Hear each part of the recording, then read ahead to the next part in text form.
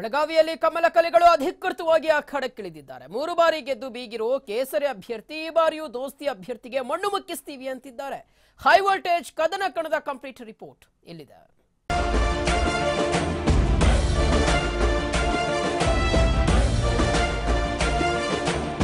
ಕುಂದಾನಗರಿ ಬೆಳಗಾವಿಯಲ್ಲಿಂದು ಅಕ್ಷರಶಃ ಕೇಸರಿಮಯವಾಗಿತ್ತು. ಹ್ಯಾಟ್ರಿಕ್ ಗೆಲುವು ಸಾಧಿಸಿ ಸೋಲಿಲ್ಲದೆ ಸರ್ದಾರ್ನಂತೆ ಮುನ್ನುಗ್ತಿರೋ ಸುರೇಶ್ ಅಂಗಡಿ 4ನೇ ಬಾರಿ ಲೋಕ ಅಖಾಡಕ್ಕೆ ಇಳಿದಿದ್ದಾರೆ.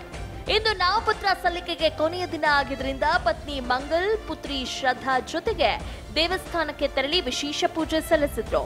ನಂತರ ಸಾವಿರಾರು ಕಾರ್ಯಕರ್ತರ ಸಮ್ಮುಖದಲ್ಲಿ ಅದ್ದೂರಿ ರೋಡ್ ಶೋ ನಡೆಸಿದ ಸುರೇಶ್ ಅಂಗಡಿ ಜಿಲ್ಲಾಧಿಕಾರಿ ಕಚೇರಿಗೆ ತೆರಳಿ ನಾಮಿನೇಷನ್ ಫೈಲ್ ಮಾಡಿದ್ರು.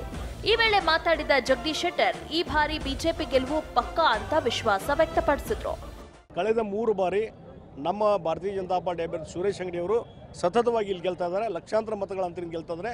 ಈ ಬಾರಿ ಸಹಿತ ತಮ್ಮ ಜನಪರವಾದಂಥ ಕಾಳಜಿ ಮತ್ತು ಅಭಿವೃದ್ಧಿಯ ಮುಖಾಂತರ ಮತ್ತು ನರೇಂದ್ರ ಮೋದಿಯವರ ಒಂದು ಆಶೀರ್ವಾದ ಇಡೀ ದೇಶದಲ್ಲಿ ನರೇಂದ್ರ ಮೋದಿಯವರ ವೇವ್ ಇದೆ. ಅದೇ ಹಿನ್ನೆಲೆಯಲ್ಲಿ ಇವತ್ತು ಬೆಳಗಾವಿಯಲ್ಲಿ ಅದೇ ರೀತಿಯಾದಂಥ ಒಂದು ವಾತಾವರಣ ಇದೆ ಮತ್ತು ಇವರ ಅಭಿವೃದ್ಧಿ ಕೆಲಸಕ್ಕಾಗಿ ಎಲ್ಲವೂ ಕೂಡಿಕೊಂಡು ಇವತ್ತು ಸುರೇಶ್ ಅಂಗಡಿಯವರು 4ನೇ ಬಾರಿಗೆ ಅತ್ಯಂತ ಹೆಚ್ಚು ಮತ್ತು ಲಕ್ಷಾಂತರ ಮತಗಳ ಅಂತರಿಂದ ಮತ್ತೊಮ್ಮೆ ಜಯಬೇರಿ ಬರ್ತಾರೆ ಅನ್ನೋ ವಿಶ್ವಾಸ ವ್ಯಕ್ತಪಡಿಸಿದ್ದಾರೆ. ಕುಂದಾನಗರಿಯಲ್ಲಿಂದು ಕೇಸರಿ ನಾಯಕರು ಶಕ್ತಿ ಪ್ರದರ್ಶಿಸಿದ್ದಾರೆ. ಎಲ್ಲಂದ್ರಲ್ಲೇ ಕಮಲ ಪತಾಕೆ ಹಾರಾಡಿದ್ದು ಮತ್ತೊಮ್ಮೆ ಸುರೇಶ್ ಅಂಗಡಿ ಅಂತ ಜಯ ಘೋಷ ಕೂಗ್ತಿದ್ರು. ಕೇಸರಿ ಜಾತ್ರೆಯಲ್ಲಿ ಎಂಪಿ ಪ್ರಭಾಕರ್ ಕೋರೆ, ಶಾಸಕರಾದ ಅಭಯ್ ಪಾಟೀಲ್, ಅನಿಲ್ ಬೆನಕೆ, ಆನಂದ್ ಮಾಮನಿ ಸೇರಿದಂತೆ ಹಲವು ನಾಯಕರು ಸಾಥ್ ನೀಡಿದರು.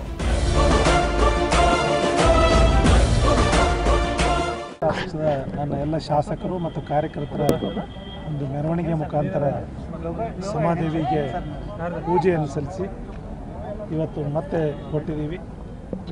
ಭಾರತೀಯ ಜನತಾ ಪಕ್ಷ ನಮ್ಮ ಸಂಘಟನೆಯಿಂದ ಬಂದಂಥದ್ದು. ಆದ್ದರಿಂದ ಬೆಳಗಾವಿಯಲ್ಲಿ ಸಾಕಷ್ಟು ಅಭಿವೃದ್ಧಿ ಮಾಡಿದ್ರಿಂದ ಮತ್ತೊಮ್ಮೆ ಮತದಾರ ನಮ್ಮ ಕೈ ಹಿಡಿತನ ಆಶೀರ್ವಾದ ಮಾಡಿ ಮತ್ತೊಮ್ಮೆ ನರೇಂದ್ರ ಮೋದಿ ಅವರನ್ನ ಪ್ರಧಾನಮಂತ್ರಿ ಮಾಡಲಿಕ್ಕೆ ಬೆಳಗಾವಿ ಜನತೆ. ಒಟ್ನಲ್ಲಿ ಬೆಳಗಾವಿ ಚುನಾವಣಾ ಕಣ ದಿನೇ ದಿನೇ ರಂಗೇರಿದ್ದು ಕಮಲ ಕಲಿಗಳು ಅಬ್ಬರಿಸೋಕೆ ಶುರು ಮಾಡಿದ್ದಾರೆ. ಶ್ರೀಧರ್ ಕೋಟಾರಗಸ್ತಿ, TV5 ಬೆಳಗಾವಿ.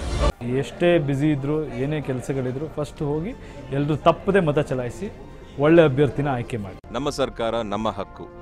ಸೊ ಹಾಗಾಗಿ MP ಎಲೆಕ್ಷನ್ಸ್ ಬರ್ತಾ ಇದೆ. ನಾನು ವೋಟ್ ಮಾಡ್ತಾ ಇದ್ದೀನಿ, ನೀವು ಸಹ ವೋಟ್ ಮಾಡಿ ಈ ಒಂದು ಜವಾಬ್ದಾರಿನ ಸರಿಯಾಗಿ ನಿಭಾಯಿಸ್ಕೊಡಿ. TV5 ಅಭಿಯಾನದಲ್ಲಿ ನಾನು ಸಹ ಕೈ ಜೋಡಿಸ್ತಾ ಇದ್ದೀನಿ, ನೀವು ಸಹ ಕೈ ಜೋಡಿಸಿ. ಎಲ್ರಿಗೂ ಒಳ್ಳೆಯದಾಗಲಿ. ಮತ ಚಲಾಯಿಸಿ, ನಮ್ಮ ಮತ ನಮ್ಮ ಹಕ್ಕು. ಇದು TV5 ಕಳಕಳಿ.